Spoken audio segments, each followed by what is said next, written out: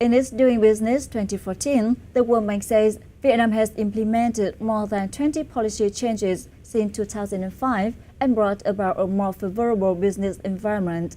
However, the government should continue regulatory and policy reforms, stabilize macroeconomy, develop infrastructure system, and reform the banking industry to support businesses.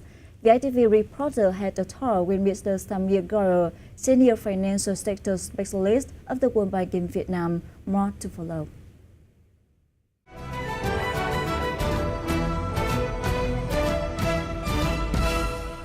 Thank you so much for your participation in our program today.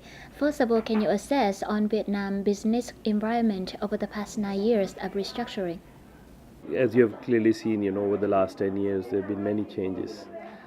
Starting with the last decade, the government of Vietnam has been wanting to make inroads into becoming a more market-oriented economy and attract and work more interactively with the outside countries and governments.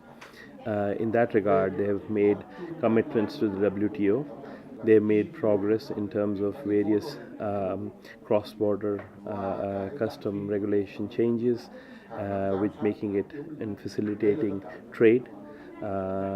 Vietnam's trade is one of the strongest parts of its activities. They have also diversified into activities as well as reformed some of the sectors from being a SOE dominated economy to an economy which has some strong private sector investments, but clearly more has to be done. What do you think are the rooms for Vietnam to improve a business environment in 2014? On the investment climate side, one of the important factors for ensuring that businesses can prosper is to ensure that there's stability in the economy. The main one which is under discussion is the financial sector and the banking sector specifically. So clearly more reforms are needed to ensure that the financial system can continue to be sort of an engine of growth to provide the financing so that the investments can take place. Similarly, for Vietnam to investment climate to be more supportive to businesses, there is clearly more need to work on the infrastructure improvements. As you know, the electricity prices have been rising, and how reforms in that regard can help make the generation more efficient, distribution more efficient, as well as the pricing more reasonable. That's just one example of infrastructure, but I think it's an important one. Similarly, there is also a lot of room for looking at how some of the other resources like land and capital are better utilized. So role of capital markets, for example, going forward will need to be very important. But finally, perhaps most importantly, there is also a lot of need to continue to make better progress on the human development side. By that I mean making sure that there is a good pool of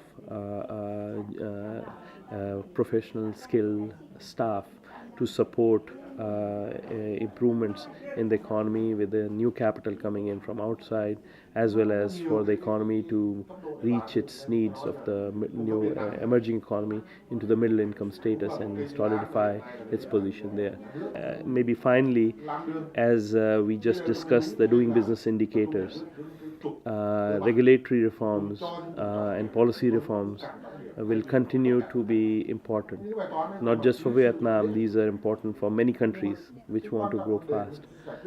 There are clearly some areas where progress has been made, but there are many areas for Vietnam, with Vietnam coming out 99 rank in the countries which are ranked, where it can clearly improve. So we hope that those efforts will continue, despite the fact that the last few years there has been a slowdown of restructuring and reform because of the global environment as well as some local situations. And thank you so much for your informative sharing in this program. Yeah, welcome.